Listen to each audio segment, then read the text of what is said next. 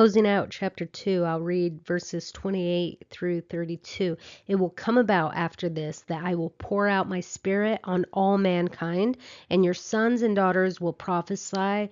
Your old men will dream dreams, your young men will see visions.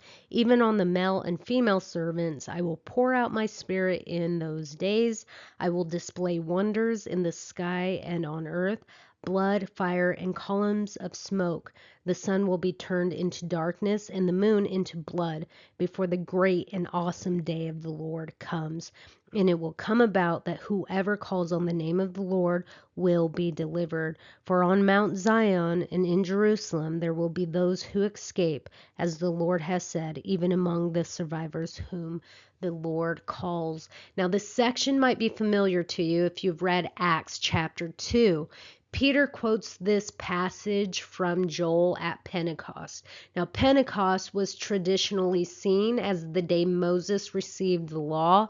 Now it is seen as the day the Holy Spirit came to fulfill God's promise. I'll just read Acts 2. Verse 1 through 4. When the day of Pentecost had come, they were all together in one place, and suddenly there came from heaven a noise like a violent rushing wind, and it filled the whole house where they were sitting. And there appeared to them tongues as of fire, distributing themselves, and they rested on each one of them. And they were all filled with the Holy Spirit, and began to speak with other tongues as the Spirit was given them utterance. Believers from different nationalities and languages were gathered, and they were filled with the Spirit. Jesus spoke of this in Luke chapter 24, verse 49. He says, I am going to send you what my Father has promised.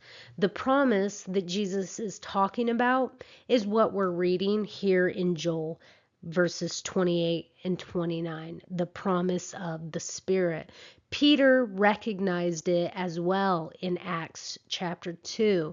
Jewish unbelievers were puzzled as to what was happening because people who otherwise spoke different languages were now able to communicate and understand each other. Each one heard their own language being spoken. Unable to explain this miracle, some unbelievers said, "You guys must be drunk." And Peter gives an explanation saying, these people are not drunk. It's only 9 a.m. No, this is what was spoken by the prophet Joel. And then he quotes this passage. This was partially fulfilled, the promise of the Spirit, but what is yet to be fulfilled is Joel verses 30 through 32. The full prophecy of Joel with its dramatic signs in the heavens will not be fulfilled until the last days. And when are the last days? Well, welcome to it. We are in the last days. The last days started when the Holy Spirit was given. Notice verse 29 of Joel, I will pour out my Spirit in those days. So what happened at Pentecost was the beginning of God's blessing on Israel. The Lord pours out the Holy Spirit on the community of regathered Israel, but the sun did not darken, as what we're reading in Joel verses 30 through 32. The moon did not turn to blood. The Lord didn't appear with wrath against the nations.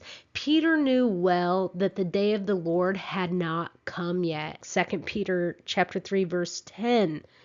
Joel is telling us that during the last days of Israel's history, during the tribulation period, the Spirit of God will work in mighty power in the saving of both Jews and Gentiles, and there will be mighty wonders and signs in the heavens.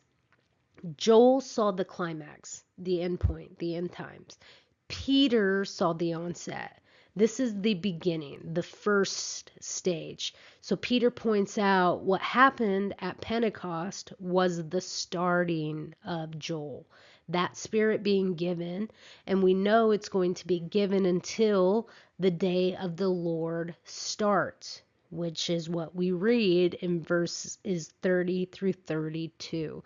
And verse 32 in the book of Joel is very important because it reads, and it will come about that whoever calls on the name of the Lord will be delivered, will be saved. All who call upon his name will be saved. That's repeated in Romans 10, verse 13. It's the invitation to call upon God and receive his grace that remains open forever. Just as all who sin will be judged, so all who believe will be saved and be richly blessed. So I truly hope that you guys call on the name of the Lord.